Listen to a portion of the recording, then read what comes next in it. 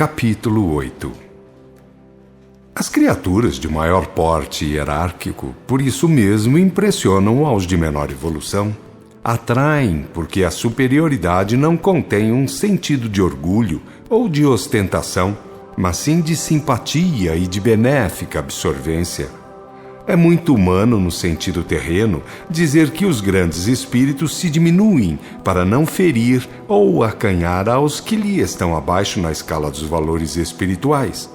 É falso, é contraproducente e é de má estratégia, pois o reino de Deus deve ser exposto pelos seus filhos mais capazes, e isso tem que ser feito em tom de convite, em termos de modelagem e de imitação.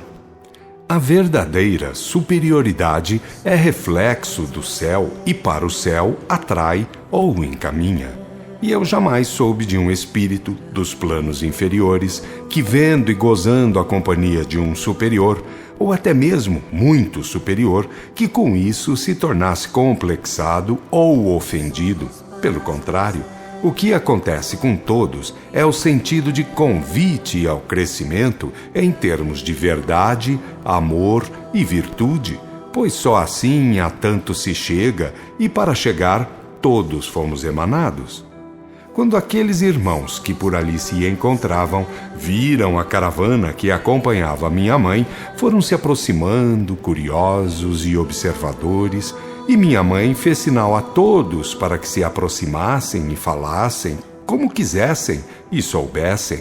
E foi interessante, porque os poucos que tiveram coragem de falar pediram atenções e explicações com ares de quem se vê com seus direitos esquecidos.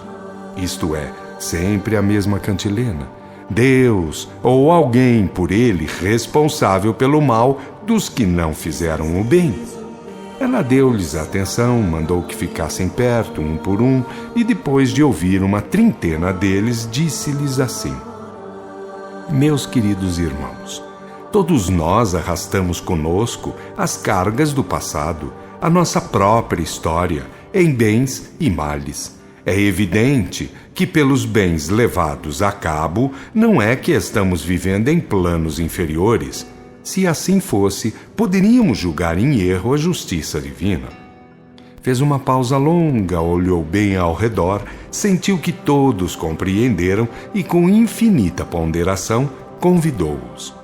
Queridos, vamos compreender que a luz e a glória de nossos altos chefes e administradores surtem de dentro deles para fora. Não são favores de Deus, pois em Deus não existem particularidades. Vamos tratar de viver para a bondade e para a honestidade entre nós, irmãos, pois foi assim que outros pequeninos se fizeram grandes. Vamos deixar de olhar muito para fora, reclamando direitos, e vamos entrar para dentro de nós mesmos, a fim de estudar onde estão os nossos pontos fracos, onde se encontram as nossas deficiências, para as combater com afinco. Dentre eles avançou um irmão de porte físico ou perispirital majestoso, com barbas muito bem cuidadas e vestes clericais também, que lhe pediu: Deixo, bondosa irmã, em suas mãos, o meu pedido. Queria visitar a Terra Santa, pelo menos uma vez mais, antes de ter que rumar para qualquer atividade, aqui ou em outro departamento. E foi esse pedido que, dias depois, sendo atendido, levou-nos à Palestina. E foi a minha primeira viagem à crosta, bem poucos dias depois de minha desencarnação. Foi para mim um presente do céu, porque eu nunca sonhara em minha vida carnal que um dia poderia ver a terra sobre a qual Jesus peregrinara, aquelas terras fisicamente miseráveis e que deram ao mundo as maiores semeaduras e colheitas espirituais, pois ali semearam os patriarcas, Moisés e os profetas, para Jesus colher o que colheu e fazer, de sua parte, por sua vez, a semeadura que todos os milênios por vindouros hão de colher, até a consumação evolutiva do planeta. Foi imensamente gloriosa a viagem, porque o céu cedeu a bons pedidos e almas de grande porte hierárquico vieram, formando na comitiva. Embora adensados em seus revestimentos perispiritais e radiantes, mantinham aquela magnitude que é a característica dos grandes de fato, porque grandes por dentro e não por fora, como acontece com os fantoches do mundo, com os petulantes que se acreditam donos de doutrinas, religiões e, portanto, metidos a juízes e fiscais de seus irmãos. É um gozo para o espírito estar em contato com tamanhas simplicidades, bem assim como ter a certeza de que, mais cedo ou mais tarde, também por essas alturas planaremos, e muito mais, como eles afirmam, porque todos somos Cristos, ou unos em elaboração. Sobre a Palestina, a comitiva parou, e o maior em hierarquia e em simplicidade falou a todos. Lembrem-se, irmãos, de que estamos diante de um cenário terrestre e historicamente muito falado, porém espiritualmente muito marcado, como lugar de martírios e de expiações atrozes. Para nós, observando os fatos de cima para baixo, e não de baixo para cima, encarecemos as remotas etapas da humanidade terrestre, onde repontaram almas de raro esplendor, desde muito antes do período búdico-védico e atravessando os ciclos zoroastrinos, herméticos e patriarcais, de antes do grande cataclismo, vieram dar nos posteriores patriarcas, em Moisés, nos juízes, nos profetas, em Orfeu e Pitágoras, para culminar com aquele cujo reino de verdade, amor e virtude nunca passará, porque assim como o código de conduta não poderá jamais passar, também a divina modelagem não passará. Fez uma breve pausa e concluiu o seu aviso. Não se esqueçam, também, de que estas poucas realidades básicas constituem a matriz doutrinária, o emanador e a emanação, o espírito e a matéria, as leis regentes do cosmo, a lei moral regente da emanação anímica, a divina modelagem do espírito uno e o sagrado ministério da revelação que adverte, ilustra e consola. Houve nas alturas um som profundo, como eu não seria jamais capaz de descrever, e ficando todos nós a observar o que seria e de onde partiria, fomos notando a formação de um sol divino, direi de uma concentração de divinas luzes, e que aos poucos foi tomando a forma de um imenso ajuntamento de seres gloriosos que vinham lentamente na nossa direção. E quando chegaram perto de nós, do centro daquela maravilhosa parada celestial, um divino foco destacou-se, formando um olho de luz ainda mais divina, que ganhava expansão, que crescia e tomava o tamanho do infinito, envolvia tudo e de modo como eu não sei explicar. Depois, o olho divino tornou a ficar como era no começo, e de dentro dele saíram primeiramente os olhos de Jesus Cristo, depois a cabeça maravilhosa, depois formando-se para baixo até ficar completo.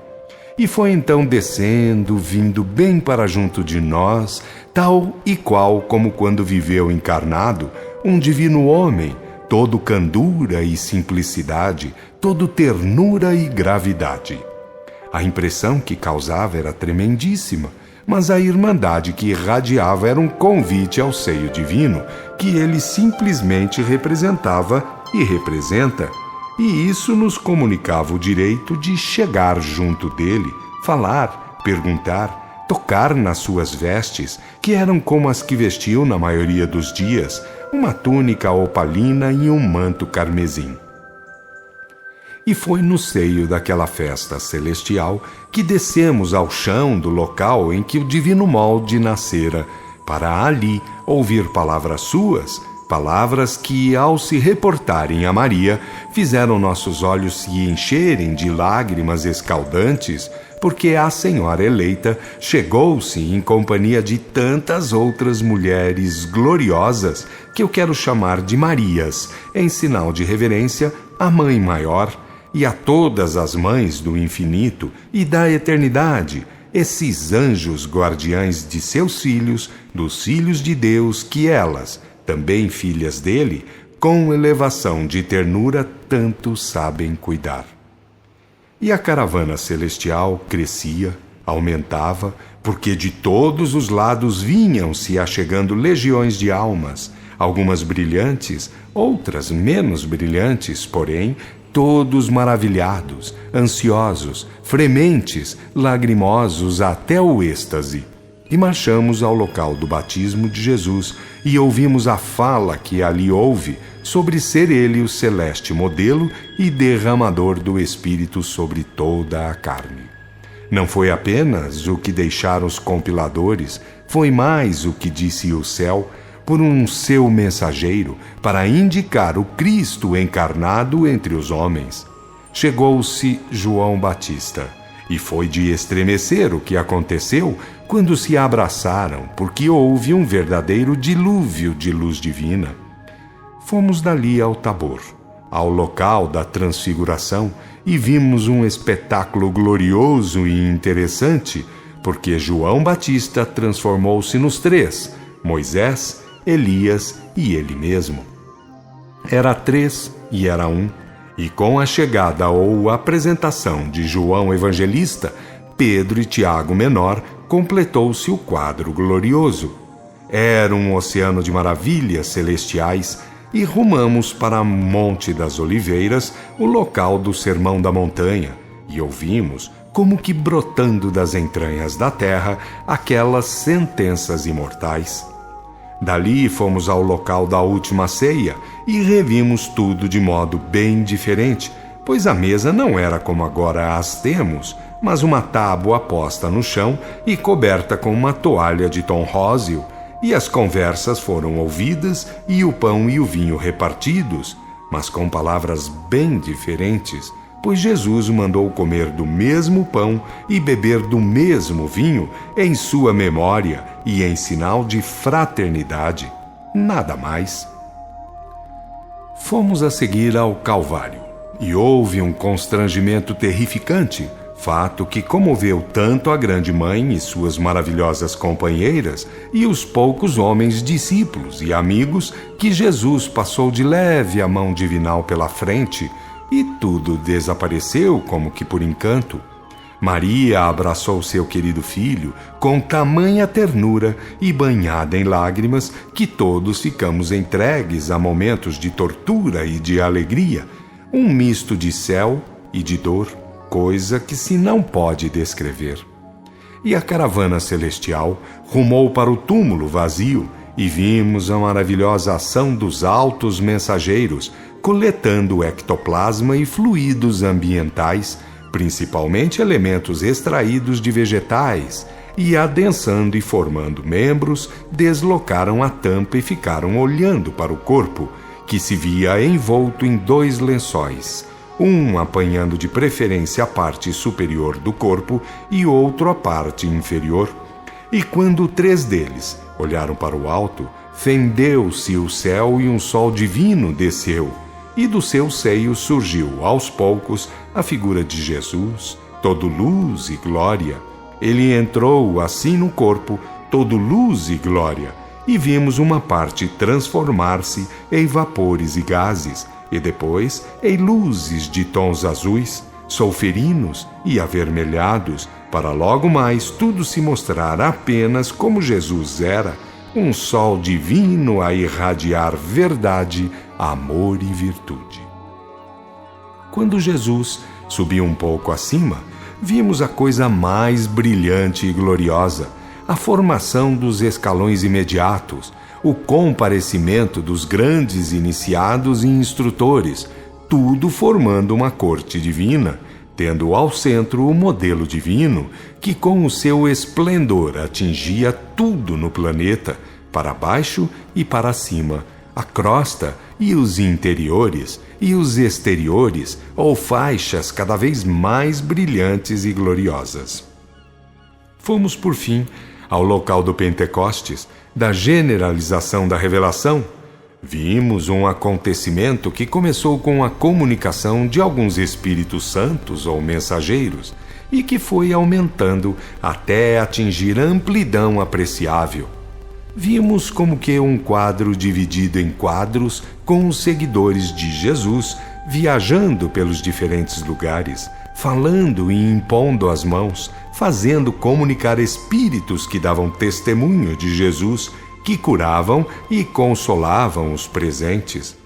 Depois, vimos Roma, os 7 montes, os 2 dragões e as 2 bestas, e com isso o massacre do batismo de espírito e o levantamento de idolatrias, comércios de formalismos, sangueiras inquisitoriais, políticas hediondas, trevas, muitas trevas e muitos horrores, até que um manto cor de chumbo foi cobrindo a paisagem terrestre, foi preparando o campo a brutalismos e trágicos acontecimentos vindouros. Quando tudo aquilo sumiu e pudemos ver de novo o local onde estávamos, Jesus estava bastante acima e afastado lateralmente, de mãos dadas com Moisés, tendo ao redor multidões celestiais, e sua palavra ecoou dizendo: depois de tudo isso, que bem avisamos aconteceria, importava que os tempos fossem cumpridos e que a hora da reposição das coisas no lugar chegasse.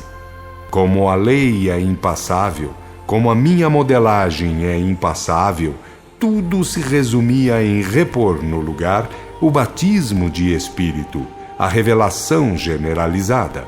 Para isso, Elias reencarnaria e arrastaria consigo as legiões mensageiras. E como seria a renovação da doutrina do Espírito da Verdade, teria que ter o nome de Espiritismo. Relanceou os olhares meigos e penetrantes sobre as multidões que o ouviam e concluiu: cristianismo é verdade, amor e revelação. A verdade vaza-se pela lei, porque através dela o Pai fala por si mesmo. O amor fala por mim, porque vos amei à custa de todos os sacrifícios. E a revelação será instrumento de advertência, ilustração e consolo, assim como vos prometi que seria. Houve um sinal na imensidão de luzes e glórias, e Jesus, levantando a cabeça, recebeu um jato de luz divina, impossível de ser descrito, e, atendendo ao seu chamado, primeiro envolveu a todos com o seu amoroso olhar, depois deixou Moisés tomar o lugar dos 2, e tendo havido um como o relâmpago que inundou a terra e os céus de brilhantíssimos dardos de luz divina, daquela luz acima de todas as cogitações, foi subindo, subindo, e com a subida, transformando-se num sol divino até sumir naquele infinito de luzes e glórias. Havia lágrimas em todos os olhos, divinas lágrimas, e como tudo aquilo forçava a não tirar os olhos do infinito glorioso, eis que do infinito foi surgindo o olho divino, aquela divina manifestação do princípio sagrado, e tudo e todos baixamos os olhos em sinal de reverência. Recebemos, ou cada qual recebeu, segundo suas possibilidades de assimilação, alguma coisa de celestial e indefinível graça, e até mesmo palavras ou manifestações inteligentes, e estas diziam que Ele é o Senhor total, o interior e o exterior, o emanador e a emanação, e que suas glórias e poderes estão ao dispor de todos os seus filhos e que pelos seus esforços individuais a isso devem chegar. Creio que todos ouvimos, e perfeitamente, quando ele disse que é onipresente, onisciente e onipotente, e que assim age através de suas leis eternas, perfeitas e imutáveis, tomando características de manifestação individualizada, onde e quando quiser, através de seus filhos unos ou verbos. E quando, com os olhos ardentes, queimando como tocados pelo fogo divino, acreditamos que tudo se apagaria naquele divino oceano de luzes e glórias, vimos que o olho divino cresceu, tomou conta do infinito, penetrou tudo e todos, e com isso aconteceu o que pareceria impossível, porque de dentro dele, que estava dentro e fora de tudo e de todos, os seus filhos, verbos, foram saindo, enchendo o infinito, formando uma corte crística que comandava mundos e humanidades. Eles estavam juntinho a nós, divinamente simples, meigos, potentes e gloriosos, sorrindo e dizendo que, em princípio, todos somos iguais, tendo a mesma origem e devendo atingir o mesmo glorioso fim. Depois todos se envolveram, ou assim me pareceu, a Moisés e davam-lhe cumprimentos. Eu sei que assim foi e digo que assim me pareceu, porque era um infinito de luzes e glórias, Cristos e criaturas já altamente divinizadas, que não sei como poderiam estar naquele lugar. Assim como nós víamos, parece que sem ser pelos olhos, assim também tudo aquilo de multidões cabiam, movimentavam e festejavam o glorioso acontecimento sem haver aperto ou limitações. Ao cabo de momentos, o céu pareceu subir e a corte crística subiu ou foi para os planos intermundos, e Moisés ficou naquele lugar de comando, brilhante como um sol divino, ou como diz o Apocalipse, semelhante ao Filho do Homem, para guiar tudo com vara de ferro ou com mais rigor de justiça, em virtude da maioridade da humanidade terrestre, que será atingida depois do dilúvio de fogo e com a separação entre cabritos e ovelhas. Moisés, depois daquela festividade celestial, reduziu-se e desceu até nós, e com ele vinham multidões de imediatos, de trabalhadores de todos os níveis hierárquicos. Vinham na frente Maria Maior e suas legiões de companheiras de trabalho, apóstolos e outros grandes espíritos, e apesar da divina autoridade que Moisés representava e representa, o sentimento de fraternidade era tal que os corações de todos pulsavam em um ritmo só. E Moisés disse simplesmente: quem não estiver com a lei, com o Cristo modelo e com o ministério dos santos espíritos mensageiros, não estará conosco, e quem não estiver conosco jamais estará com o céu interior divinamente exposto. Se devo dizer que irradiava amor, devo também dizer que irradiava justiça, e de modo tão vigoroso que seu olhar nos fez estremecer terrivelmente.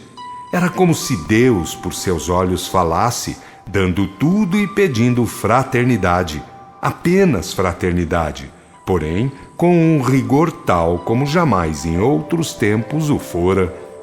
E fazendo um sinal de despedida, atraiu a si Maria, as Marias, multidões de outros trabalhadores e partiu com aquelas legiões no rumo dos planos superiores. Tudo findo, ainda tínhamos a Palestina diante de nós, pouco abaixo de nós, e minha mãe, com sua comitiva vindo até mim, perguntou-me: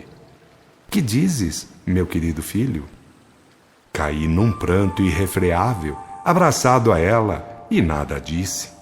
Quando, enxugando as lágrimas, deixei o seu colo, estava na nossa região e tínhamos ao redor os componentes da comitiva. Eles queriam agradecê-la, mas ela disse-lhes do seu próprio agradecimento, razão porque não podia aceitar nada mais, visto que também recebera como jamais esperava receber, pois semelhante manifestação nunca antes tivera por graça. Disse de maravilhas celestiais recebidas e de inesquecíveis demonstrações da divindade já havidas, mas nunca em tal intensidade e significação.